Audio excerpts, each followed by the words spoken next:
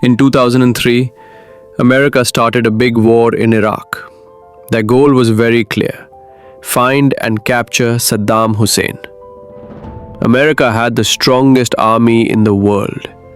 They had powerful weapons, helicopters, drones, satellites, and soldiers everywhere. They thought they would catch Saddam in just a few days. But they were wrong. Saddam Hussein was the president of Iraq for many years. He was powerful, strict, and feared by many. But when the war began, he disappeared like smoke. America bombed his palaces, searched government buildings, and questioned many people. Still, Saddam was nowhere to be found. It felt like he had vanished from the face of the earth. But Saddam had prepared for this day for a long time. He knew that one day someone would try to remove him. So he built secret places to hide. He had small, safe houses in different parts of Iraq. He created underground bunkers and made tunnels. He also had many people in villages and towns who were loyal to him. These people helped him stay hidden. Saddam did not use phones or walkie-talkies. He knew that the Americans could track signals, so he stayed quiet. He changed his location again and again. Sometimes he stayed in one house for only a few hours. Then he moved to another village. Sometimes he slept on the floor in a small hut. He ate simple food like bread and soup. He wore old clothes. He even grew a big beard. He wanted to look like a normal poor farmer, not like a president. The American soldiers were looking everywhere. They searched palaces, farms, deserts, and cities. But Saddam was not hiding in big places. He was hiding in small houses, among people. He was smart. He hid in the last place anyone would expect. Saddam also had body doubles. These were men who looked just like him. They had the same face, the same hair, the same walk. Sometimes, Saddam used these doubles in public to confuse people. After the war started, some of these doubles were seen in different places. One was seen in Basra, another in Mosul, and another near the Syrian border. The American spies thought they were close, but every time it was a false lead. It was not Saddam, it was one of his lookalikes. This created a big problem for the American army. They did not know if the real Saddam was in one city or another. It was like chasing a ghost. They were getting tired and frustrated. They asked locals for help. They offered big money, millions of dollars for information. But many Iraqis stayed silent. Some were afraid. Some were loyal to Saddam. Because of this, many soldiers and rebels attacked American troops. Bombs went off in cities. Ambushes happened in the streets. The American army started to think, is Saddam behind all this? Even though they could not see him, his presence was felt everywhere. Month after month passed. America had the power, the soldiers, and the technology. But Saddam was still free. People in America were asking, how can we not catch one man? The answer was simple. Saddam had become a master of hiding. He trusted only a few people. He used no modern tools. He stayed quiet. He moved often. And he knew Iraq better than anyone. After nearly 9 months, something changed. American forces captured one of Saddam's closest men. His name was Muhammad Ibrahim. He had worked with Saddam for many years.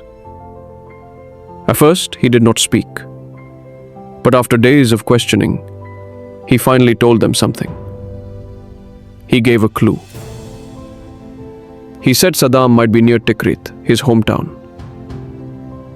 On December 13th, 2003, American soldiers went to a small farm near Tikrit. It looked like any other farm. There were animals, fields, and an old house. But under the ground, hidden by wood and dirt, was a small hole. The soldiers opened the cover. They pointed their flashlight inside. What they saw shocked them. It was Saddam Hussein. He had a long beard. His clothes were dirty. He looked thin and tired, but he was calm. He looked at the soldiers and said, "I am Saddam Hussein, the president of Iraq. I want to make a deal." But there was no deal. The soldiers grabbed him and took him away. The long search was over. This hole where Saddam was found became known as the spider hole. It was very small, only big enough for one person to lie down. There were no lights, no toilet, no bed. Just a blanket, a gun, and a few snacks. The once great leader of Iraq had been living in a dark hole like a hunted man. But the real story is not just how Saddam was caught. The real story is how he stayed free for so long.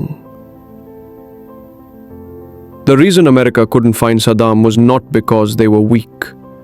It was because Saddam was smart. He had planned everything. He used the power of people, not machines. He trusted only the old ways, letters, face-to-face talks, and movement through tribes. He used the culture and loyalty of Iraq to his advantage. But this story is not only about Saddam Hussein, America, or Iraq.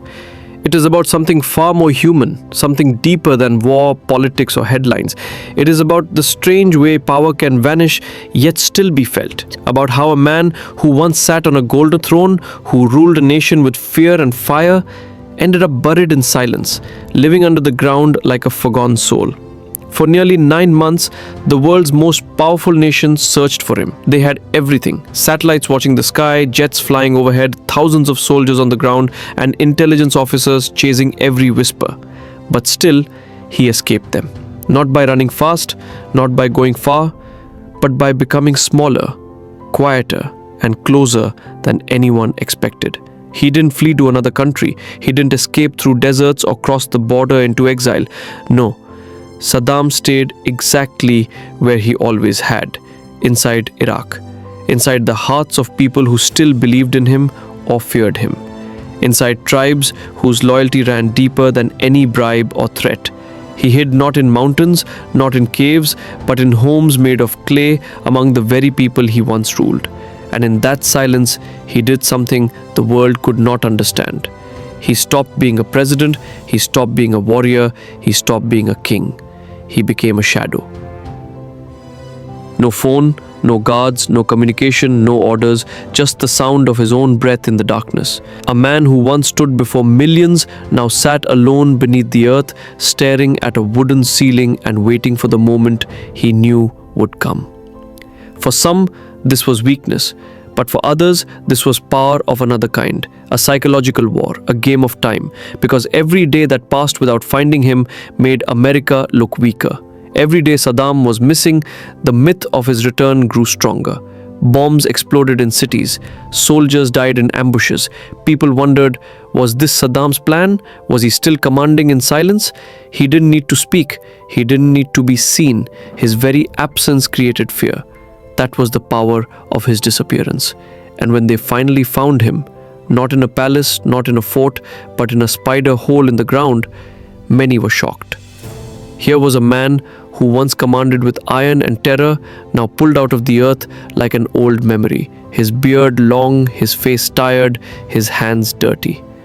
But even then, he spoke like a ruler. "I am Saddam Hussein, the president of Iraq," he said, a title he still believed in even when everything else was gone. The Americans called it a victory, and maybe in one way it was. But what they captured was not just a man, they captured a ghost of the past, a man who had already died in the world's mind, yet somehow kept breathing in its fears. And that is why this story still haunts people, because it teaches us something powerful about leadership, about silence, about fear, and about time.